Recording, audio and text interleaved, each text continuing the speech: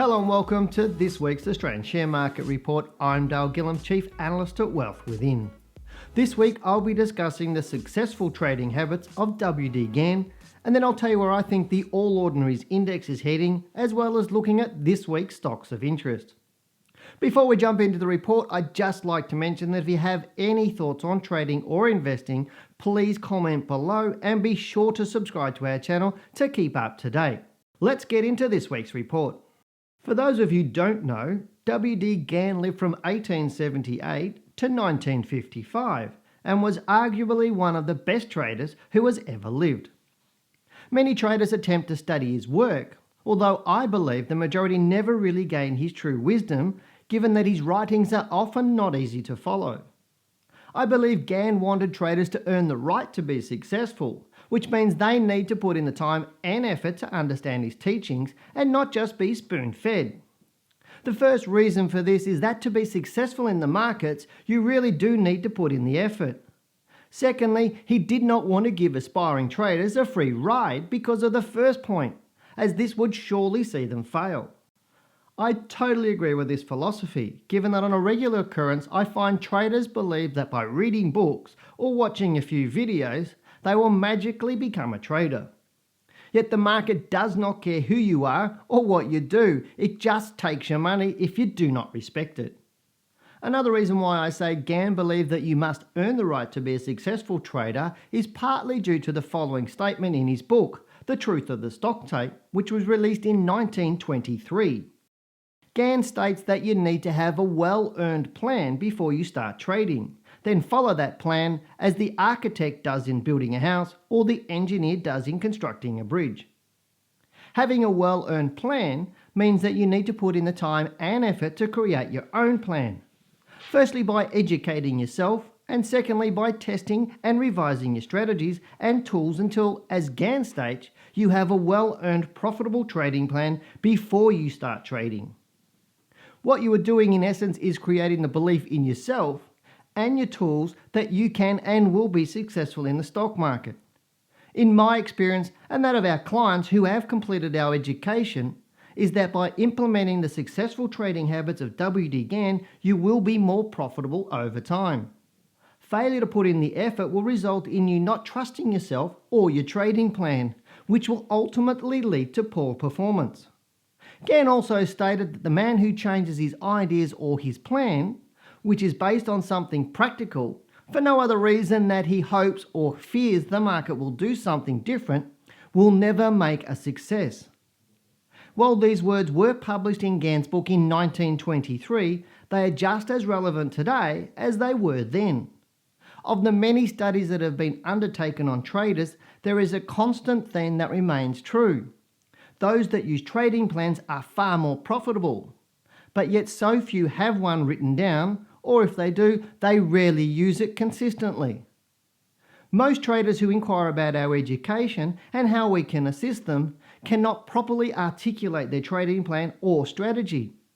Unfortunately, we find they do exactly what Gann talks about, and that is to trade on hope and fear, and neither is a good strategy when trading any market, which is why many traders struggle. Gann communicated many rules and wise words that traders and investors should heed. One of his best is this: if you cannot follow a rule, do not begin speculating or investing, as you are sure to lose. So let me ask you, firstly, if you are investing your hard-earned money in the market, do you have a set of rules that you know you can profit from consistently? And secondly, do you follow your rules consistently? If you answered no to either of these questions, then ask yourself why. Is it because, as Gann states, you do not have a well-earned plan before you start trading? If not, I encourage you to develop the successful trading habits of WD Gann, as you will make a significant difference to your bottom line. So let's get into this week's stocks. Alrighty, let's get into the stocks here, and as last week, I'm not actually on my normal PC in front of the camera. I'm actually in my recording studio on one of my PCs in there having a look at the market. So again, you're seeing the charts that I'll bring up with our students. I mean, this week I'm doing a couple of live recordings or live seminars online with our diploma and our advanced students. So this is basically the computer I'm using. Well, not basically, it is the computer I actually use for all of those as part of our teaching and everything else. So you're getting a little bit of a benefit of that on these YouTube videos. But looking at the All Ordinaries Index, it is, if we drag it over, this is a monthly chart on the All Ordinaries Index, and it really is just moving up really, really nicely. There's no real need to be any concerned or have any concern on this. It's just moving up nicely. You can see here up above this trend line through here. It's just had its normal little bit of excuse me, a normal little bit of a retracement as markets do. You'll see markets move from low to low every 4 to 7 bars. So 4 to 7 weeks, 4 to 7 months, 4 to 7 years, that sort of stuff will happen. So you'll see here we've had 1, 2, 3, 4, up, 1 down. It's pretty normal. So my expectation is, obviously that's with September finish, so that's the end of September. It closed at 6,325.50.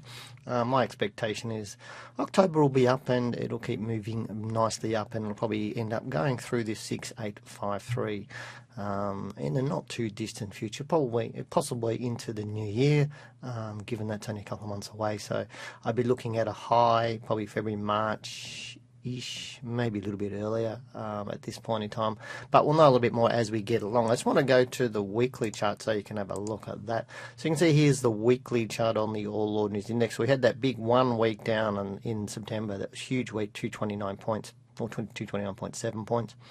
And then the following 3 weeks, it just slowly traded up. So 1, 2, 3 weeks, we'll probably get an up week here. From their point of view, may get a couple of up weeks, then we'll get another one down from here. But right now, it's looking good. It really is looking good, the market here. So if you do have stocks, or you are looking at stocks to put in your portfolio, now's a good time. That said, you need to be cognizant. There's markets move in, as I said, in big moves, not just weeks and months, but over years. And so when you get into looking at that, we are now moving into, given our biggest low, our last big low was back in 2016. We nearly, early that was 2016, February 2016. Now we're starting to move into that last phases of the bullish market before it has another significant pullback, and as you can see, it's 20% pullback.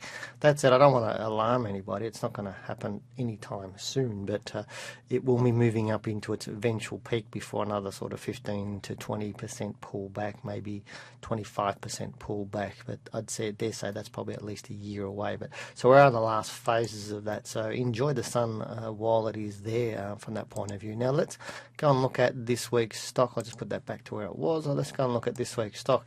We've had a few. Where are we? Where am I? Nope, there we are. I think that's where I want to be. Nope, that's not where I want to be. Here's where I want to be here. So we had a few comments this week. Some from replying to my recording last week, and some asking for stocks this week. But I'll just sort of go through them. And I've got one from Richard. He said, Dale, regarding GUD and CGF. Now, CGF is on your screen, and we'll have a bit of a look at that. And GUD was one we covered in last week's report. So if you haven't seen last week's YouTube video, please go and have a look at it. You can see my thoughts on GUD now. He said, Dale, I own both of them. I also use a weekly slow stochastic to help determine when a stock is oversold. CGF is an example of this. Once there is a crossover at the low, he seems to consistently signal a low risk entry. Do you use this?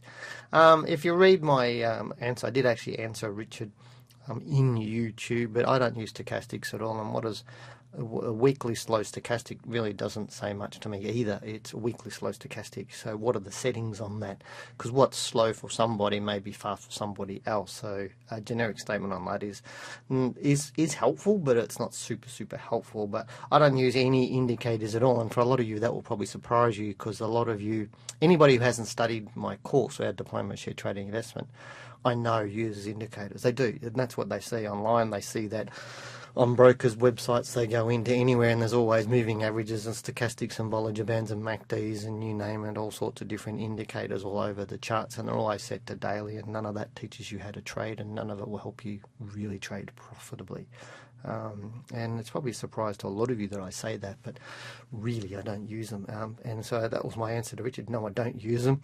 GUD was a stock that, if you have a look at it, I'm not sure, it's not a good looking stock at the moment, but CGF doesn't look too bad. It is looking too bad, but is it oversold? That's the question, and that's what we're talking about here on using that low stochastic.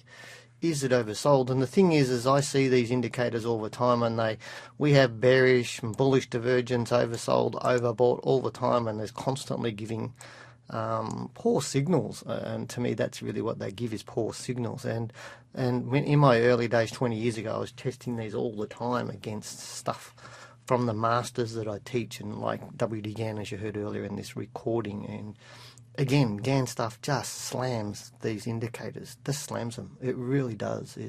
If you take the time and earn your right, you'll make far more money by putting the time and effort in. Indicators, to me, are what Gann is the opposite of what Gann talks about, is earning the right. Indicators make people lazy, and lazy traders don't make money. They're very inconsistent. Now, looking at this, we've had a peak here back in December at 1442. It's had a lower peak through here in May 2018. It's made a lower trough. Here's our previous trough at April 2018, and then last month. So this is your monthly chart here. So lower 999. Now, interesting here, it opened right where my pointer is, traded all the way down and traded all back up and sat on its high. So from a point of view here, is that it's a nice little bullish sign, this, where it's really opening a bubble gapping above the previous month close, and then closing really high on the bar after trying to be bearish. Now let's move down onto that weekly chart and have a little bit of a look here. Now here's the interesting test for this stock. I mean, obviously the last 3 weeks have been more bullish. Had a nice big week here of 70-cent range here, but using a nice one of my nice tools. Where are we? There we go. Let me just click on one of those ones. Now looking at this, we're seeing this move down. Now looking here, if I click on here and just put some stuff on here and whack that here. If we can't get through this 1173 in the next couple of weeks, then I'd suggest that this will be in danger of being broken. I don't necessarily think it will, so I think we might get it. It should be another week up. If we start going down from now, then it increases the chance of going below that 999. So Richard, just sit back and wait. I mean, from that, you own both of these stocks in GUD and CGF. So to me at the moment, just sit back if you're owning Challenger, because it could quite easily be moving up in price. So just looking at a trend line here, it's trading below a trend line, and that's roughly, it's not exactly where it is, but that's roughly where it is. Anything trading below a trend line is something downtrend line is something you shouldn't own, or I teach our students not to own. And at this point in time, would I be entering into CGF? Absolutely not. If I held it, to me it should have been sold quite a while ago, because if you look at here, it's fallen something around 30%, so it should have been sold a long time ago. And there's plenty of rules to tell you to exit this stock prior to that low, around that 999. So and it's a big way to fall, and it's a big hit on your psychology holding stocks as they're falling away. So at this point in time, just wait and see. Just see if it starts to move up, makes a higher trough, and then moves up for 1 or 2 more weeks, come down, make 1 or 2 weeks, makes a higher trough, and then starts moving up. Then it could be. But the critical point for me is getting through this $11.73. That's the one I'm looking for. As I mentioned, GUD, I looked at that last week. Now I've got another one from Daniel, one of our diploma students. He's in the early modules of our diploma students, and he was looking at EVN, and I did that last week as well. And I just wanted to say thanks for sending your stuff in. And he said he was looking at that, and he said looking at the weekly chart, that's looking for support and everything else. There's EVN there, so we had a look at that. It'd fallen 27, 20, nearly 28%. Now he was looking for it to find some support around this level again. So I just wanted to just briefly touch on it. At this point in time, he's not in this stock, and he's looking at a point of possibly trying to buy it. And as you can see here, a little bit different than CGF, where it opened, gapped up and opened, traded right up, and now does come and close on its own on the monthly chart, and last week was quite bearish. At this point in time, it looks like it might keep falling below here. Now, again, I covered this one last week, but I wanted to keep moving on, so I wanted to move on to MNF. Now, this was from a gentleman called Paul Woods, who said, I would like to know what's going on with MyNet Phone, or MNF, which is the one that's on the screen right now. And he also had a couple of other stocks like and ATM, plus Bellamy's, and also Blue Scope Steel. Thank you. I'm not going to cover all of those. I'm going to cover a couple of them. MNF, it's a phone. It's basically in the phones, you know, in VoIP phones and all sorts of other things. It has many different brands underneath it. It has been looking very, very bullish in more recent years, and you can see here how, if I just put a trend line up through there, you can see that that's the sort of the momentum it has. Now it's starting to close below this sort of trend line. Right now, I think this stock is looking a little bit more bearish. And again, here it's an illiquid type of stock. It doesn't highly liquid. You can see there it had 281,800 shares traded last week at 475. So multiply $5, but it's about $1 million a week. So it's on that lower end of liquidity for me, and it's one I generally tend to stay out of these sorts of stocks. But it's a good looking stock. I mean, it's done really, really well for many, many years.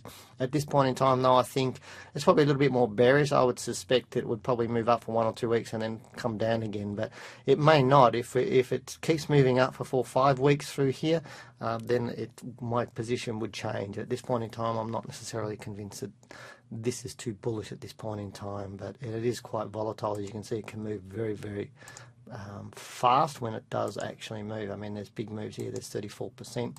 Put another one on here, and it's moved up, 35% in a matter of 2 months. So it's a big, big swing. So I understand why people want to buy it, but most people, you need to be looking at the monthly chart to trade it rather than the weekly chart, because it is a little bit more erratic and a little bit harder to trade without the knowledge, if you don't have the knowledge. So that's MNF. Bellamy's is one of the other ones that Paul asked me about. So, and having a look at this is one I cover a lot with our students, because our students have traded this many a times over the last couple of years. Again, it trades really, really well. Interesting thing for Bellamy's is we have a low here at 901, and then we have this other low at 903. So it's a tiny little double bottom. But what we need to see is this thing break through this sort of area around $10.90, $11 through here. And if I put my little price tool here and we whack it on here, and I didn't save my little, where are we? Come on, click on the right thing, Dale. What are you doing?